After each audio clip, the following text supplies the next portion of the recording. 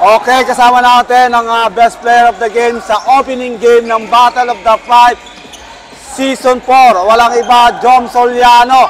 Wow, tubong Samar. Grabe ang pinakita na naman ni Jom Soliano ngayon. Total 14 points, 11 rebounds, and 3 steals and 2 blocks. Jom, mukhang talagang condition ka ngayon. At siyempre, siya po yung defending champion ng last season ngayon. Bagong team po ang kanyang team sa amin. Siyempre, Jom, anong preparation ginagawa nyo ngayon dito sa season 4 ng Battle of the Pride?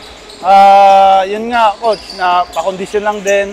Kasi nung first training namin, halos hindi kami nakumpleto. So, yung unang game namin, nagkakapaan talaga. Ang daming lapses namin. Magulo pa. Pero yun nga, nadala sa sipag na lang, coach. Siyempre, kanina talagang mukhang nahirapan pa kayo dito sa Batang Satwa na alam naman natin. Siyempre, kayo yung mga contender team dito, yung sa team ninyo, kayo yung talagang halos lahat, defending champion kayo dito. Pero nahirapan kayo sa Batang Satwa. Anong adjustment yung ginawa ni Coach Jay Yabo sa inyo kanina?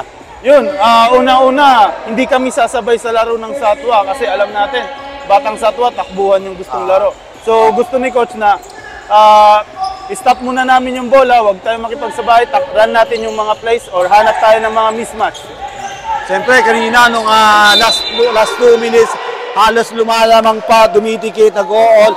Pero nung lumamang ng 5 yung Batang Satwa kanina, ano ang nasa isip niyo, nawalan na ba kayo ng pag-asa na manalo? Yun na, nag-usap-usap kami, Coach, na wag tayong magsisihan. Nagtuturuan kasi kanina, Coach, eh. Kumbaga, mataas pa yan, mahaba pa yung oras, kaya pa natin to, laban lang. Siyempre, yung tatlong shot kanina, napaka-importante, yung back-to-back shot mo, yung N1, ang nagpanalo dito sa labang ito, dito ganda sa opening. Coach. Yeah. Ina-expect mo ba na yung talagang halos dalawang 2 shot and N1 na may kukunik mo, no? Napaka-importanteng oras ng below last 13 seconds. Yun na nga, Coach, eh. Kumbaga, nasaktuhan lang din na ako doon. Maging ready lang ako kasi alam ko ipapasa din talaga kasi marurunong din yung mga teammate ko kay Pau, kay Bisnar. Ganda ng play ng ginawa nila, Coach. Yung halos buzzer beater. Akala ko kanina maagaw pa kay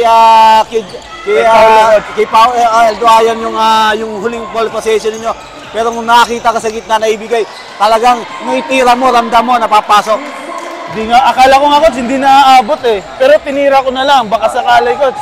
Saktong-sakto talaga. Sakto nung pumasok, Coach, nagbasa, sabi ko, maabot pa. Maabot pa ngayon. Kaya napakaganda po ng pinapakita ng XPBA at Batang Litrani si Jomar Soliano. Alam naman natin, maraming pinapakitang marami pa kayong mapapanood ng magandang bakbakan dito sa Battle of the Five. At isa po sa mga UAE player ang Batang Samar na to. Kaya abangan po natin sa susunod na bakbakan, lalo sa Qatar. Abangan po, Jom Soliano, mas magandang laban ang mapapanood ninyo. And then bago lahat, Jom, i-shoutout mo muna yung mga mahal mo sa buhay, new management mo ngayon.